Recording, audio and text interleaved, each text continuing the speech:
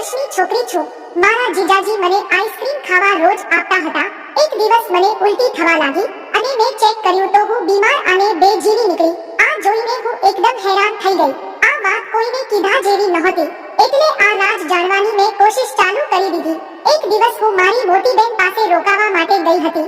મારા જીજાજી અને મારી બેન બંને સાથે રહે છે અને એના સાસુ સસરા ગામડે રહે છે. અને જ્યારે હું ત્યાં રોકાવા ગઈ ત્યારે જીજાજી મને આઈસ્ક્રીમ ખાવા માટે આપતા હતા અને જ્યારે હું ખાઈ લેતી ત્યારે મને ખૂબ ઊંઘ આવતી હતી અને જ્યારે સવારે જાગતી ત્યારે મને કમરમાં અને પગમાં થોડો દુખાવો પણ થતો હતો. હવે હું પ્રેગ્નેન્ટ કેવી રીતે થઈ એ જાણવા માટે એકવાર મેં આઈસ્ક્રીમ ના ખાધો અને એવી જ સૂઈ ગઈ કે હું બેભાન છું.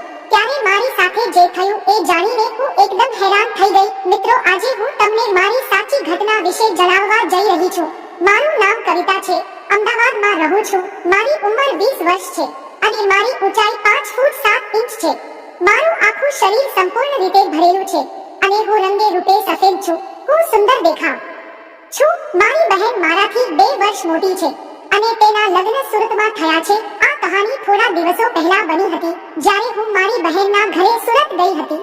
જ્યારે હું સુરત પહોંચી ત્યારે મારા જીજુ મને લેવા માટે તેમની કાર લઈને આવ્યા હતા અને હું જ્યારે ઘરે આવી ત્યારે બહેન મને જોઈને ખૂબ ખુશ થઈ ગયા. હું મારી બહેન સાથે બેઠી અને અમે ઘણી બધી વાતો કરી. હું અને મારી બહેન ફ્રેન્ડની જેમ રહીએ છીએ. એ મારી બધી વાતો જાણે છે અને મારા મિત્રો વિશે પણ જાણે છે અને એને પણ ખબર છે કે મારે 3 મિત્રો છે. થોડી વાર પછી બહેને મને કહ્યું કે તેને અને એના પતિ વચ્ચે થોડા દિવસોથી આંબોલા છે. મેં તેનું કારણ પૂછ્યું તો તેણે મને એનું કારણ જણાવ્યું અને હસીને કહ્યું, બહેન, હવે તમને સ્વર્ગનું સુખ મળી રહ્યું છે તો પછી તમને શી ચિંતા છે? દીદી એ કહ્યું, ના, એવી વાત નથી. વાસ્તવમાં મને ડોક્ટરે થોડા દિવસો સુધી કાંઈ પણ કરવાની મનાઈ કરી છે અને તારા જીજુને એના વગર ચાલતું નથી. હવે તમને જીજુની વાત કરું તો એ દેખાવમાં સારા છે.